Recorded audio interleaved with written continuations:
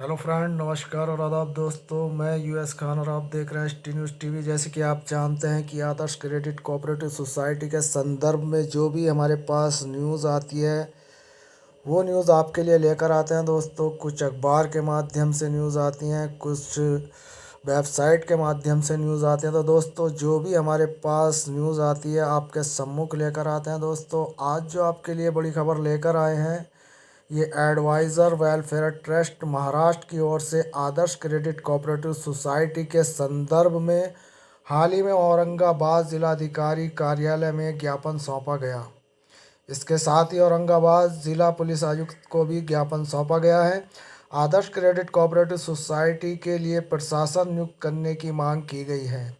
ज्ञापन में सोसाइटी की संस्थापना से वर्तमान तक की स्थिति के बारे में जानकारी देते हुए कहा गया है कि पूर्व एवं वर्तमान पदाधिकारियों तथा सहयोगी ऋण कंपनियों के विरुद्ध सरकार द्वारा की गई कार्रवाई से हाल ही में औरंगाबाद में एडवाइज़र वेलफेयर एसोसिएशन ट्रस्ट की ओर से जिला अधिकारी कार्यालय में ज्ञापन सौंपते जाते पदाधिकारी। जी हाँ दोस्तों, यहाँ पर आप देख सकते हैं कि एक बड़ी कोशिश जो इस वक्त की जा रही है, ये कोशिश बहुत सराहनीय है। ये लोग हाथ पर हाथ रख कर नहीं बैठे, इन लोगों ने अपने स्तर पर एड़ी चोटी का जोर लगा रखा है। तो दोस्तों, इस संदर्भ में आगे जो न्यूज़ है वो ये है कि विपरीत असर पड़ा है। निवेशकों के हितों को ध्यान में रखते हुए सोसाइटी पर प्रशासन नियुक्त किया जाना चाहिए। महाराष्ट्र जोन प्रमुख अशोक भूतड़ा ने इस दौरान संगठन की ओर से आदर्श क्रेडिट के लिए की जा रही गतिविधियों के संबंध में जानकारी प्रदान की। उन्होंने बताया कि आदर्श की शाखा को फिर से शुरू कराने का प्रयास किया जाएगा। दिनेश नरवणे, दिलीप सयंकर, मनोज गुरकते, संतोष कायले, देवीदास तोड़कर, अरुण सूर्यवंशी आदि लोग वहाँ पर उपस्थित थे। मोहन खेकाले, श्याम सुंदर, दायमा, योगेश साहबलेस, शिव कुमार अम्बेकर, सूर्यकला काले, अनुराधा, जय भागे, ज्योति महाले, सविता जायसवाल समेत कई अभिकर्ताओं कर्मचारी इस अवसर पर उपस्थित थे। भूतड़ा ने बताया कि सोसाइटी ने एप्लीकेशन का भी उपयोग किया और सदस्यों की संख्या लाखों में है। अंश राशि पर सोसाइटी के प्रति वर्ष लाभांश भी दिया गया है। सोसाइटी ने 10 वर्षों में 75 गुना रोजगार के अवसर संपूर्ण भारतवर्ष में पैदा किए हैं।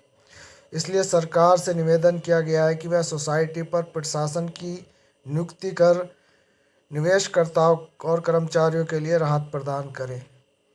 तो दोस्तों, ये एक बड़ा कदम यहाँ पर उठाया जा रहा है। और जैसे कि हम जानते हैं कि आदर्श क्रेडिट कोऑपरेटिव सोसाइटी के ये पीड़ित एडवाइज़र, निवेशक, कर्मचारी अपने स्तर पर एक पुरजोर कोशिश कर रहे हैं आदर्श क्रेडिट कोऑपरेटिव सोसाइटी को पुनः सुचारू रूप से चालू करने के लिए।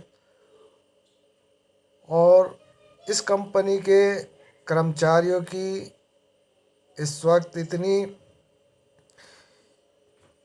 कोशिशें चल रही हैं कि वे आदर्श क्रेडिट कोऑपरेटिव सोसाइटी के जो ऑफिस हैं उनको भी खोल कर बैठे हैं और उन सोसाइटियों के किराए जो वहाँ पर सोसाइटियाँ खुली गई हैं उन मकानों के उनके किराए भी इनको देने पड़ रहे हैं। और ऐसे में इनके सामने बहुत बड़ी समस्या है। वो समस्या यह है, एक तरफ तो इन सोसाइटियों के दफ्तरों का किराया देना पड़ रहा है इन लोगों को, दूसरा एक ऐसे वक्त में जब कोरोना काल का संकट इनके सर पर है और ऐसे में अपने घर को भी चलाना, घर के चूल्हा चौला ये जो भी बच्चों का खर्च होता है उसको चलाना, और उसके बाद सोसाइटी के दफ्तरों का किराया देना, वहाँ के बिजली के बिलों का भरना, ये सब इस वक्त ये पीड़ित निवेशक, एडवाइज़र और कर्मचारी झेल रहे हैं।